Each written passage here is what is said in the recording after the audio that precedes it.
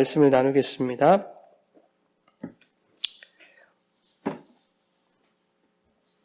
하나님의 말씀 신명기 8장 2절부터 4절까지 말씀 우리 함께 봉독하겠습니다. 내 하나님 여호와께서 이 40년 동안에 내게 광야길을 걷게 하신 것을 기억하라. 이는 너를 낮추시며 너를 시험하사 내 마음이 어떠한지 그 명령을 지키는지 지키지 않는지 알려 하심이라. 너를 낮추시며 너를 줄이게 하시며 또 너도 알지 못하며 내 조상들도 알지 못하던 만나를 내게 먹이신 것은 사람이 떡으로만 사는 것이 아니요 여호와의 입에서 나오는 모든 말씀으로 사는 줄을 내가 알게 하려 하심이니라. 이 40년 동안에 내 의복이 헤어지지 아니하였고 내 발이 부르트지 아니하였느니라. 아멘. 살아계신 하나님의 말씀입니다. 할렐루야. 하나님 아버지와 예수 그리스도로부터 오는 은혜와 평강이 이 시간 여러분 가운데 가득 임하기를 축복합니다. 오늘은 광야의 중심에서 외치는 감사라고 하는 제목으로 말씀의 은혜 나누려고 합니다. 오늘은 설교가 매우 짧을 거예요. 오늘 추수 감사주일인데 설교 길면 여러분 감사 안 하실 것 같아서 특별히 짧게 준비했습니다. 감사하시기 바랍니다. 네. 자, 여러분 예수를 믿음으로 인해서 성도의 삶 속에 나타나는 대표적인 특징이 뭘까라고 물어본다면 뭘 것 같으십니까? 아마도 감사하지 않을까. 여러 가지 있겠습니다만은 오늘 감사주일이니까 감사하지 않을까 저는 그렇게 생각합니다. 예수를 믿는 자들의 삶에는요 반드시 감사가 따라오게 되어 있습니다. 그런데 상태가 좋을 때는 감사가 나옵니다. 문제가 없을 때는 감사하는 것이 어렵지가 않습니다. 그러나 인생에 어려움이 닥치고 고난이 찾아온다면 쉽게 감사라는 단어가 우리 마음 속에서, 우리 생각 속에서, 우리 입에서 나오질 않습니다. 그런데 오늘 본문 말씀은 성도가 광야 같은 인생길에서 고난과 어려움을 당할지라도 하나님께 감사할 수밖에 없는 이유에 대해서 설명하고 있습니다. 그 내용이 무엇인지 오늘 살펴보려고 합니다. 여러분 성도가 하나님께 올려드려야 될 감사의 제목들 많지요. 우리가 숨 쉬는 것도 감사, 오늘 내가 일어난 것도 감사, 먹을 수 있는 것도 감사, 오늘 주일 예배에 참여할 수 있는 것도 감사, 이렇게 사랑스러운 여러분들과 만날 수 있는 것도 감사. 감사 아닌 게 어디 있겠습니까만은 오늘 본문 말씀을 통해서 하나님이 우리에게 요구하시는 그 감사의 본질이 무엇인가라고 하는 부분에서 여러분과 말씀을 살펴보려고 하는 것입니다. 이스라엘 백성들은요 430년 동안 이집트에서 끔찍한 노예 생활을 했습니다. 하나님은 너무나 힘들고 괴로운 세월을 보내고 있었던 그 이스라엘 백성들의 부르짖음을 들으셨습니다. 그들의 고통을 보셨고 그들의 근심을 아셨다. 이렇게 출애굽기에 말씀하고 있습니다. 마침내 하나님은 그들을 이집트로부터 인도해내야겠다라는 계획을 세우십니다. 그리고 모세를 통해 홍해를 건너게 하셨습니다. 또한 원수들을 모조리 그 홍해 속에 수장시켜 버리셨습니다. 자, 이제 이스라엘에게도 봄날이 찾아오나 싶었는데 이게 웬걸 이스라엘을 기다리고 있었던 것은 가나안 땅이 아니라 뭐였습니까? 광야였습니다. 하나님이 약속하신 가나안 땅이 곧바로 나타날 줄 알았는데 이 40년이라는 길고도 험난한 뺑뺑이가 이스라엘 백성들을 기다리고 있었던 것입니다. 여러분 광야 뭘까요? 광야? 한낮에 그 장렬하는 태양볕에 맞서야 하고 또 한밤에는 매서운 추위와 씨름을 해야 하는 그러한 곳이 바로 광야죠.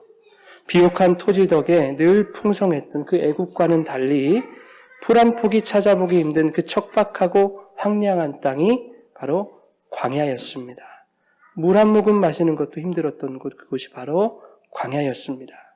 이 광야에서 이스라엘 백성은 반복하여 불평불만을 가집니다. 광야가 얼마나 힘들었든지 그 생각만 해도 치가 떨릴 법한 그 애굽의 시절을 그리고 있습니다. 그 애굽의 고기 굽는 가마를 그리워하면서 떠올릴 정도로, 그 정도로 광야가 힘들었다는 겁니다. 아, 그때 그 시절 참 그립다. 그때로 돌아가고 싶다. 애굽에서 고기 굽던 그 냄새가 그립다. 하나님 도대체 왜 우리를 이 척박한 광야로 데려오셔서 왜 이렇게 우리를 괴롭히시는가 원망했습니다.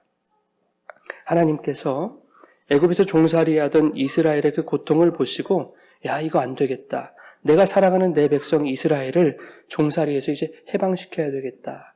구원시켜야 되겠다라는 마음을 가지시고 애굽에서 그들을 인도해 내신 것이 맞습니다. 그렇다면 40년 광야 생활 없이 곧장 가나안으로 들어가게 하시는 것이 여러분 옳지 않습니까? 그러나 하나님은 고통에 신음하는 백성들을 광야라고 하는 또 다른 고통 속으로 몰아넣으신 것입니다. 인간적으로 보면 이스라엘 백성들이 불평불만한 거 그거 이해 못할 일이 아닙니다. 충분히 이해 가는 것이지요. 여러분 오늘날 성도들의 인생길, 그 신앙의 길을 보면 그때 그 시절 이스라엘과 별로 다르지 않습니다. 성경이 인간을 뭐라고 정의합니까, 여러분? 로마서 3장 23절에 모든 사람이 죄를 범했다, 죄인이다 그렇게 정의하죠. 성경은 이 죄인들의 상태를 또 이렇게 말하고 있습니다. 우리 요한복음 8장 34절 함께 읽겠습니다. 진실로 진실로 너희에게 이르노니 죄를 범하는 자마다 죄의 종이라. 죄인들의 상태 어떻다는 겁니까? 종의 상태라는 거죠. 무엇의 종? 죄의 종이라는 겁니다. 로마서 6장 16절과 17절에도 이렇게 말씀합니다. 너희 자신을 종으로 내주어 누구에게 순종하든지 그 순종함을 받는 자의 종이 되는 줄을 너희가 알지 못하느냐. 종으로 사망에 이르고 혹은 순종의 종으로 의에 이르느니라. 하나님께 감사하리로다. 너희가 본래 죄의 종이더니 너희에게 전하여 준 바 교훈의 본을 마음으로 순종하여 라고 말씀합니다. 인간은 본래 죄의 종이었다 라고 말씀하고 있죠. 이스라엘이 죄악으로 점철되어 있던 그 애굽의 종이었듯이 모든 인간은 본래 이 죄의 종이었다라고 하는 겁니다. 자, 이스라엘은 애굽의 종이었지만 모세의 인도를 받아서 홍해를 건넜습니다. 여러분, 홍해를 건넜다고 하는 것은 애굽이라고 하는 그 죄로부터의 해방을 의미합니다. 그 죄로부터 해방되었다.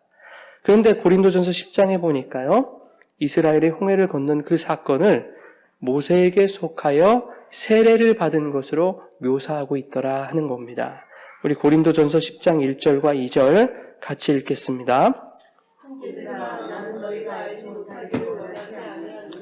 우리 조상들이 다 구름 아래에 있고 바다 가운데로 지나며 모세에게 속하여 다 구름과 바다에서 세례를 받고, 자, 이렇게 홍해를 건넌 사건을 세례를 받은 것으로 이렇게 설명을 하고 있는데 굳이 모세에게 속하여 세례를 받았다라고 이렇게 말씀하고 있죠.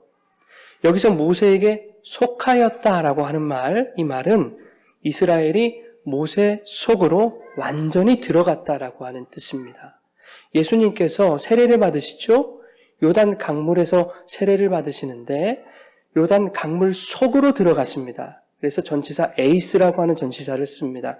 이것은 인하고 다른 차원의 전치사거든요. 완전히 속으로 잠기시는 거예요. 그것처럼 모세에게 속하였다라고 할 때도 여기다 에이스라고 하는 전치사를 사용한 겁니다. 이스라엘이 모세 속으로 완전히 들어가 버린 거예요. 모세가 이스라엘을 자신 안으로 품어버린 겁니다. 즉 이스라엘이 홍해를 건넌 것은 모세 안에서 세례를 받았다라는 의미인 것이죠. 그렇게 세례를 받은 이스라엘이 도착한 곳 어디입니까? 광야였다는 거예요. 하나님은 죄의 종노릇하던 우리들을 구원하시겠다고 하는 계획을 가지고 계셨어요. 구약에서는 모세라는 모형이 이스라엘을 품고 세례를 받는 것으로서 하나님의 그 구원을 설명했습니다. 그런데 그 모형이 예표하고 있었던 그 누군가가 이제 실체로 오신 거예요. 그 실체가 누구일까요? 예수 그리스도. 그 예수가 죄의 노예였던 인간들을 자신 안으로 품어 안고 요단 강물에 완전히 잠기셨다가 다시 올라오시는 회개의 세례를 받으셨지요.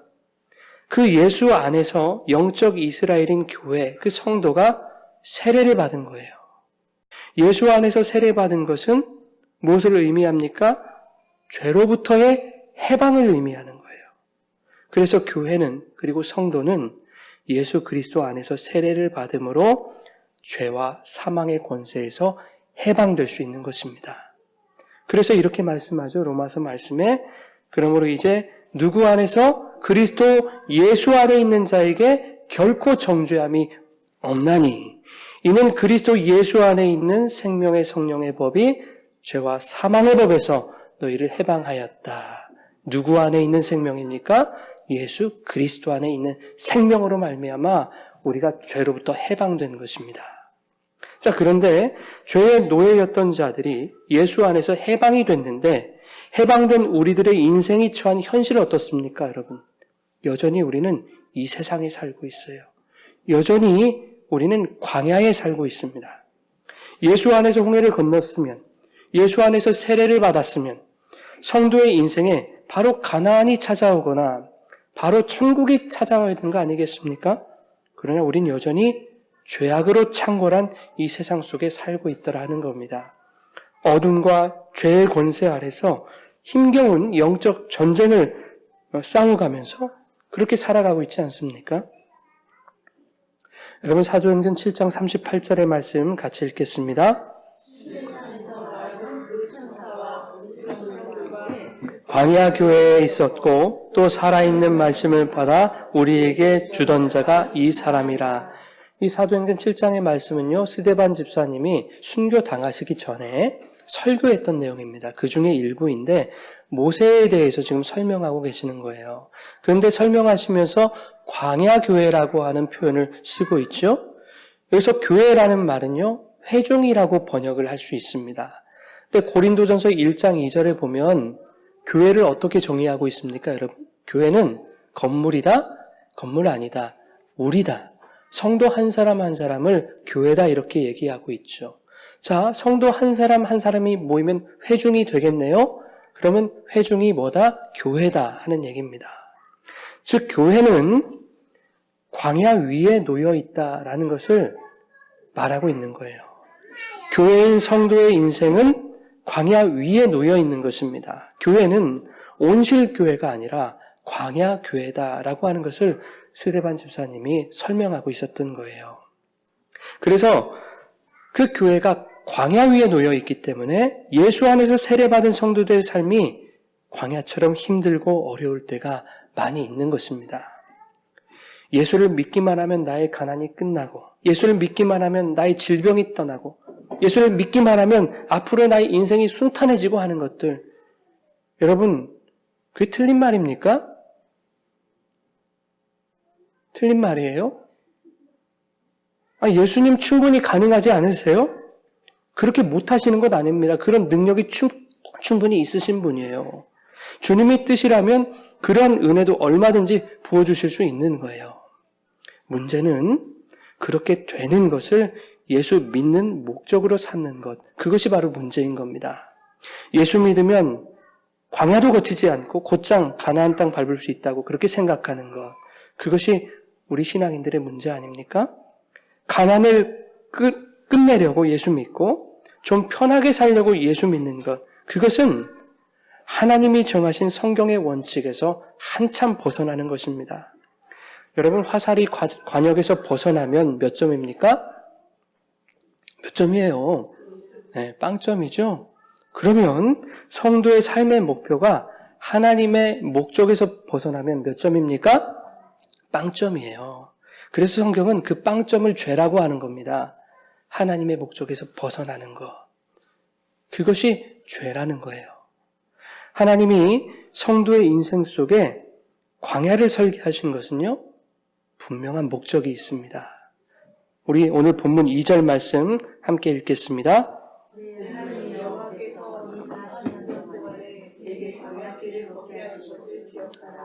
이는 너를 낮추시며 너를 시험하사 네 마음이 어떠한지 그 명령을 지키는지 지키지 않는지 알려 하심이라.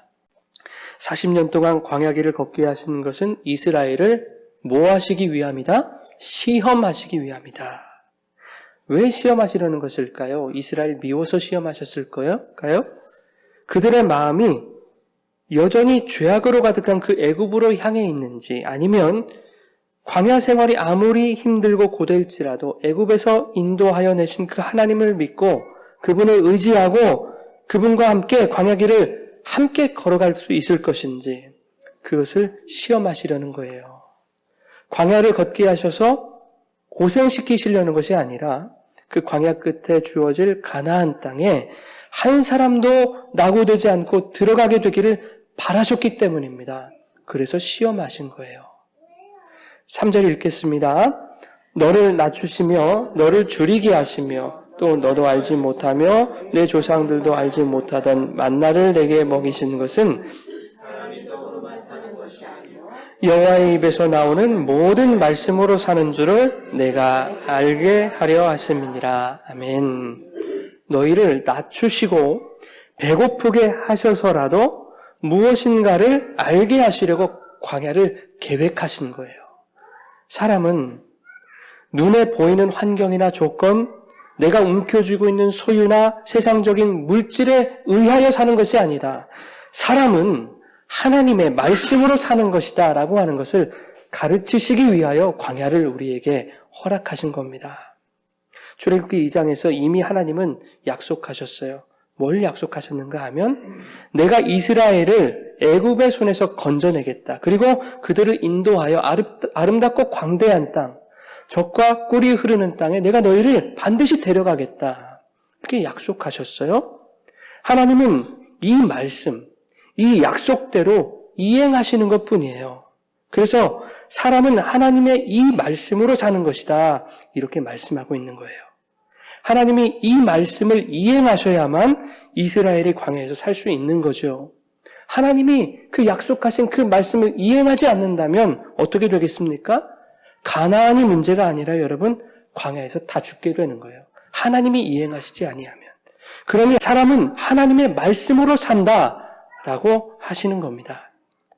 그래서 광야의 척박함과 배고픔, 여러 가지 악조건 속에서의 어려움들을 40년이라고 하는 그 긴 시간 동안 겪게 하심으로써 내 힘으로는 아무것도 할 수 없다는 것을 깨닫게 하시려는 겁니다. 더 이상 떨어질 것이 없을 정도로 나를 낮추시는 거죠. 겸손하게 하시는 겁니다. 내 힘으로 아무것도 얻을 수 없는 그 불가능한 상황 속에서 오직 하나님만을 의지하게 하시는 거예요. 그렇게 하나님의 인도하심에만 붙들려서 마침내는 가나안 땅에 입성시키시기 원하시는 그 하나님의 마음, 그것이 바로 무엇이다? 광야다. 그 하나님의 마음이 바로 광야에 담겨 있습니다. 그러니 여러분, 광야 그거 나쁜 것입니까? 나쁜 거 아니죠? 네, 그거 우리를 위한 거 맞습니까? 네, 광야는 우리를 위한 것입니다. 그렇게 하나님을 의지할 때 광야가 아무리 척박하고 힘든 곳이라 할지라도 하나님은 그 광야에서 내가 너희를 먹이고 입히는 자이다. 내가 너희를 살리는 자이다. 라는 것을 말씀하고 싶으신 거예요. 그러니 이 광야의 기간이 힘들고 고통스러울 때마다 하나님의 그 약속의 말씀을 떠올리고 하나님께서 반드시 그 약속을 신실하게 이행하실 것이라는 그 확신과 믿음을 갖기 원하시는 거예요. 그 하나님을 소망하고 그분에 대한 확신과 믿음이 주어질 때 여러분 그때 우리에게서 감사가 터져 나오는 것입니다. 여러분 4절 말씀 같이 읽겠습니다. 40년 동안에 내 의복이 헤어지지 아니하여 내 발이 부르트지 아니하였느니라. 여러분 의복이 이스라엘을 살렸습니까? 그렇지 않습니다. 여러분 신발이 이스라엘을 살렸습니까? 그렇지 않아요. 만나와 메추라기가 그들을 먹여 살렸습니까? 그렇지 않습니다. 광야는 아무것도 생산되지 않는 것을 광야라고 해요. 그 어떤 것도 기대할 수 없는 곳, 그것이 바로 광야입니다. 그러한 광야에서 너희가 살 수 있었던 것, 그것은 하나님이 너희와 함께 하셨기 때문이다 라는 것입니다. 아무것도 나지 않는 그곳, 아무것도 기대할 수 없는 그 광야에서 하나님이 너희에게 은혜를 베푸셨기 때문에, 하나님이 너희와 함께 하셨기 때문에 너희가 살 수 있었던 것이다 라고 말씀하고 계시는 것이죠. 하나님은 광야에 서 있는 당신의 백성들을 살리셔야만 합니다. 반드시 살리셔야만 해요. 살리셔야만 당신의 약속의 말씀을 지키실 수 있기 때문입니다. 그러니 여러분, 우리가 이 세상을 살아갈 때, 이 광야의 시간을 지나갈 때 차라리 죽는 게 이보다 더 낫겠다 싶을 정도의 그런 고난과 어려움이 우리에게 찾아와도 성도는 절대 죽지 않는 것입니다. 하나님이 죽도록 내버려 두지 않으시는 거예요. 고린도후서 4장에 보면 이렇게 말하죠. 우리가 사방으로 우겨쌈을 당하여도 쌓이지 않는데요. 답답한 일이 우리에게 찾아와도 낙심하지 않는데요. 박해를 받아도 버림받지 않는데요. 거꾸로 뜨림을 당하여도 우리가 망하지 않는데요. 왜 그렇습니까? 하나님이 우리를 도우시기 때문입니다. 반드시 그 세상 광야에서 우리를 살려내실 것이기 때문입니다. 그러셔야만 하나님이 약속하신 그 가나안 땅, 약속하신 그 하나님 나라로 사랑하는 성도들이 들어갈 수 있기 때문입니다. 그런데 여러분, 이건 기억하십시오. 하나님은 저와 여러분이 오직 하나님만 붙들고 의지할 수 있도록 오히려 광야의 강도를 더욱 높이실 수도 있는 분입니다. 내 힘으로 살아보려고 했던 나의 그 가능성을 철저히 내려놓을 때까지 고난의 수위를 더욱 높이실 수도 있는 거지요. 어떻게 하면 이 광야를 보다 편하게 지나갈 수 있을까? 세상적인 방법과 세상적인 계산들이 처참하게 무너질 때까지 광야의 강도를 얼마든지 높이실 수 있는 분이 우리 하나님이시다라는 것을 여러분 기억하시기 바랍니다. 그래야만 하나님께 시선을 집중할 수 있다면 하나님은 얼마든지 그렇게 할 수 있는 분이시라는 겁니다. 그렇게 돼야 내 백성 천국으로 끌고 갈 수 있기 때문입니다. 그러니 여러분, 광야가 여러분에게 저주입니까? 징벌입니까? 그렇지 않죠. 광야는 은혜인 줄 믿으시기 바랍니다. 광야는 하나님의 사랑인 줄 믿으시기 바랍니다. 광야가 은혜로 느껴진다면, 그 사랑으로 고백된다면 그는 광야의 중심에서도 당당하게 하나님 앞에 감사를 외칠 수 있는 것입니다. 여러분의 삶 속에 광야의 가시밭길이 놓여있고 고난이 찾아오는 것은 하나님께서 여러분의 삶 속에 여전히 개입하고 계시다는 증거입니다. 그렇게 하셔서라도 하나님만을 붙들도록 하시려는 하나님의 절절한 사랑의 표현법입니다. 오직 하나님을 붙들어야 살 수 있음을 더욱 확실하게 깨닫게 하시려는 하나님의 아우성, 하나님의 몸부림입니다. 당신의 백성을 절대 포기하지 않으시려는 그 집요한 하나님의 사랑인 것입니다. 그 사랑이 오늘 광야를 살아가는 저와 여러분들에게 집중되어 있는 줄 믿으시기 바랍니다. 여러분, 여러분의 삶을 힘들게 하는 요소들이 참 많습니다. 어떻게 그거 다 열거할 수 있겠습니까? 우리의 문제들이 많죠. 아픔들이 많습니다. 고통과 고난이 많습니다. 어려움들이 있어요. 왜 나에게만 이런 고난이 찾아오나? 마음이 상할 때가 한두 번이 아니지 않습니까? 네, 그거 참 힘든 거죠. 누가 위로해줘도요, 위로가 되지 않는 것들이 참 많아요. 그렇죠? 위로할 수도 없는 겁니다, 사람은. 그런데 여러분, 이거 하나만 아십시오. 하나님이 그런 여러분을 사랑하십니다. 하나님이 사랑하신다니까요, 여러분. 그래서 여러분을 절대 포기하지 않으실 거예요. 여러분의 인생을 놓치지 않으실 거예요. 하나님이 목적하신 그 나라에 들어가기까지 여러분이 이 세상에서 마침내 승리하게 하실 것입니다. 여러분, 그날을 기대하십시오. 그날을 소망하십시오. 그날을 꿈꾸십시오. 그러면 여러분 마음 깊은 곳에서 이렇게 감사가 터져 나올 겁니다. 우리 로마서 6장 17절, 18절 같이 읽겠습니다. 하나님께 감사하리로다. 너희가 본래 죄의 종이었더니 너희에게 전하여 준 바 교훈의 본을 마음으로 순종하여 죄로부터 해방되어 의에게 종이 되었느니라. 아멘. 이 감사가 터져 나올 때 여러분 가운데 온전한 위로가 임하게 될 줄 믿습니다. 죄의 종이었던 우리를 구원하신 하나님께서 힘겨운 그 세상 광야의 중심에 서 있는 우리들의 심령 깊은 곳에서 이 감사가 고백될 수 있도록 우리를 도우실 것입니다. 그 주님의 붙드심이 여러분과 함께하기를 주님의 이름으로 축원합니다.